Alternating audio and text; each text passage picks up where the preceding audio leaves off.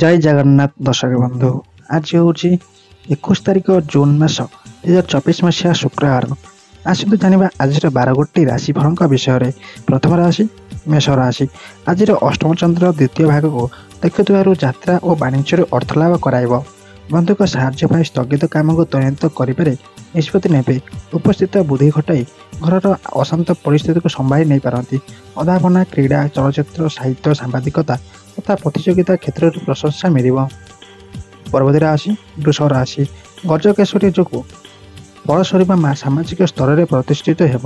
ସବୁ ସମୟରେ ମିଶି ପାରୁଥିବା ବନ୍ଧୁଙ୍କ ସହ ଆଲୋଚନା ପୂର୍ବକ କାର୍ଯ୍ୟ ମଧ୍ୟ ଗ୍ରହଣ କରିପାରନ୍ତି।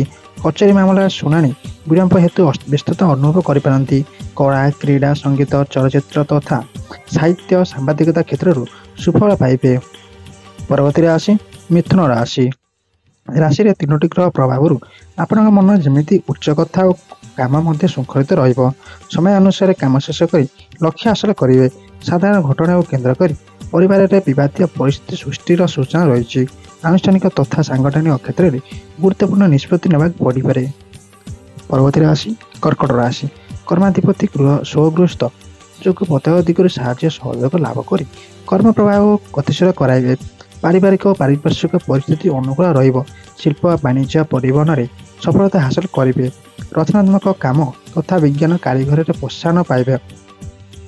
ପରବର୍ତ୍ତୀ ରାଶି ସିଂହ ରାଶି। ପୂର୍ବ ସମସ୍ୟା କେତେକାଂଶରେ ଦୂରୀଭୂତ ହୋଇ ଯାଇଥିବାରେ ମନ ହାଲୁକା ରହିବ।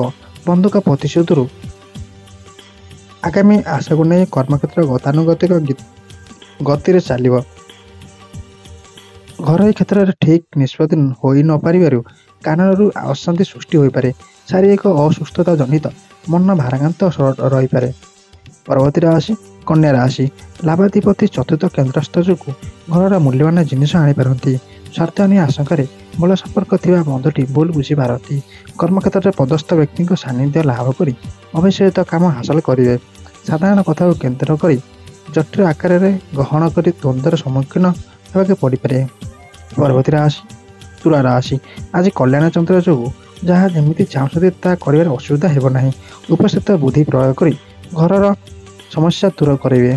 ସାହିତ୍ୟ ଚର୍ଚ୍ଚା, ସଙ୍ଗୀତ ସମାରୋହ, ପ୍ରବଚନ, ସତ୍ସଙ୍ଗ, ମନୋରଞ୍ଜନରେ ପ୍ରଶଂସିତ ହେବେ। ହଠାତ୍ କୌଣସି ଘଟଣା ବିଚଳିତ କରିପାରେ, କିନ୍ତୁ ସମ୍ମାନୀୟ ବ୍ୟକ୍ତି ସହାୟତା କରିବେ। ପରବର୍ତ୍ତୀ ରାଶି ବିଛା ରାଶି। ପରିସ୍ଥିତିର ବିଷମତା ଥିଲେ ମଧ୍ୟ ଗୁରୁ ଦୃଷ୍ଟିରେ ଚନ୍ଦ୍ର ହେତୁ ପୂର୍ବ ପରିକଳ୍ପିତ ଯୋଜନା କାର୍ଯ୍ୟକାରୀ ହୋଇପାରିବ। ସ୍ୱଗୃହୀ ଷଷ୍ଠସ୍ଥ ଚନ୍ଦ୍ର ଯୋଗୁଁ ସ୍ୱାସ୍ଥ୍ୟ ସମସ୍ୟା ମନକୁ ଭାରାକ୍ରାନ୍ତ କରିପାରେ। ସତର୍କ ନ ରହିଲେ ଠକାମିରେ ପଡ଼ିପାରନ୍ତି। ଅନୁରାଧା ନକ୍ଷତ୍ର ପୁରୁଣା ଦିନର କଥାକୁ ନେଇ ଦୁଃଖରେ ରହିବାକୁ ବାଧ୍ୟ ହେବେ। ପରବର୍ତ୍ତୀ ରାଶି ଧନୁ ରାଶି। ଶନିଙ୍କ ପ୍ରଭାବରେ ବନ୍ଧୁଙ୍କ ସାହାଯ୍ୟରୁ ଅଭାବ ଦୂରେଇଯିବ। ଆଳସ୍ୟ ଓ ଅବହେଳା କେତେ କାରଣ ହୋଇପାରେ। ସାହିତ୍ୟ, କଳା, ସାମ୍ବାଦିକତା ଓ ରଚନାତ୍ମକ କାମରେ ଉଚ୍ଚ ପ୍ରଶଂସା ପାଇବେ। ପ୍ରଶାସନିକ କିମ୍ବା ସାମାଜିକ ସ୍ତରରେ ମିଥ୍ୟା ସକାଶେ ଅନ୍ୟ ଉପରେ ବିରକ୍ତି ପ୍ରକାଶ କରିବାକୁ ବାଧ୍ୟ ହେବେ। ପରବର୍ତ୍ତୀ ରାଶି ମକର ରାଶି। ବୃହସ୍ପତିଙ୍କ ଦୃଷ୍ଟି ପ୍ରଭାବରେ ଧର୍ମ କାର୍ଯ୍ୟରେ ବ୍ୟୟ କରିବେ ଏବଂ ଦୂରଯାତ୍ରା କରିବାକୁ ପଡ଼ିପାରେ। ସ୍ଥଗିତ କାମ ଆରମ୍ଭ ଯୋଜନା ଫଳପ୍ରଦ ରହିବ। ପ୍ରତିବନ୍ଧକକୁ ପ୍ରତିହତ କରି କାମ କରିବେ ଏବଂ ସାହାଯ୍ୟ ସହଯୋଗରେ ଅଭାବ ରହିବ ନାହିଁ। ବନ୍ଧୁଙ୍କ ବାଦିନତାରୁ ଅବିଚଳିତ ଜିନିଷ ପାଇବାରେ କୌଣସି ଅସୁବିଧା ରହିବ ନାହିଁ। ପରବର୍ତ୍ତୀ ରାଶି କୁମ୍ଭ ରାଶି। କେନ୍ଦ୍ରସ୍ଥ ଗୁରୁ ହେତୁ ମନ ବୁଝିଲା ଭଳି କଥା ସମସ୍ୟା ସମାଧାନରେ ତତ୍ପରତା ଦେଖାଇବେ। ଘରୋଇ କଥାକୁ କେନ୍ଦ୍ର କରି ଆତ୍ମୀୟଙ୍କୁ ଦୂରେଇ ଯାଇ ପାରନ୍ତି। ଶିଳ୍ପ ଓ ବ୍ୟବସାୟରେ ଉନ୍ନତିରୁ ସନ୍ତୋଷ ଲାଭ କରିବେ। ସଙ୍ଗୀତ ସାଧନା, ସାହିତ୍ୟ ଚର୍ଚ୍ଚା, କଳା, କ୍ରୀଡ଼ା, ଚଳଚ୍ଚିତ୍ର ଜଗତରୁ ସୁନାମ ଅର୍ଜନ କରିବାରେ ସହାୟକ ହେବେ। ଆଜିର ଅନ୍ତିମ ରାଶି ମୀନ ରାଶି। ରାହୁ ରାଶିରେ ଥିବାରୁ କୌଶଳ ପ୍ରୟୋଗ କରି ଦିନଟିକୁ ଖୁସି ମନରେ ବିତାଇବେ। ଏହା ସାଙ୍ଗକୁ ସମସ୍ୟାର ସମାଧାନ, ଅବିଶ୍ୱାସିତ ଜିନିଷ ପ୍ରାପ୍ତି ଏବଂ ଆନୁଷଙ୍ଗିକ ସାହାଯ୍ୟ ସହଯୋଗ ମଧ୍ୟ ପାଇପାରିବେ। ରାଜନୀତି, ସଂଗଠନ ତଥା ପ୍ରଶାସନିକ କ୍ଷେତ୍ରରେ ଦ୍ୱନ୍ଦ୍ୱ ଦୂର ହେବ। ଆକସ୍ମିକ ଭାବରେ ଭ୍ରମଣ ସୁଯୋଗ ଲାଭ କରିପାରନ୍ତି। ଏହା ଥିଲା ଆଜିର 12ଗୋଟି ରାଶିଫଳଙ୍କ ବିଷୟରେ। ଆପଣଙ୍କ ଦିନ ଶୁଭମୟ ହେଉ। ଜୟ ଜଗନ୍ନାଥ। ଆପଣମାନେ ଯଦି ଏହି ଚ୍ୟାନେଲରେ ନୂଆ ଅଛନ୍ତି, ଭିଡ଼ିଓକୁ ଲାଇକ୍ କରି ଚ୍ୟାନେଲକୁ ସବସ୍କ୍ରାଇବ୍ କରି ନୋଟିଫିକେସନ୍ ଅନ୍ କରି ଅଲ୍ରେ ସେଟ୍ କରିଦିଅନ୍ତୁ। ଜୟ ଜଗନ୍ନାଥ।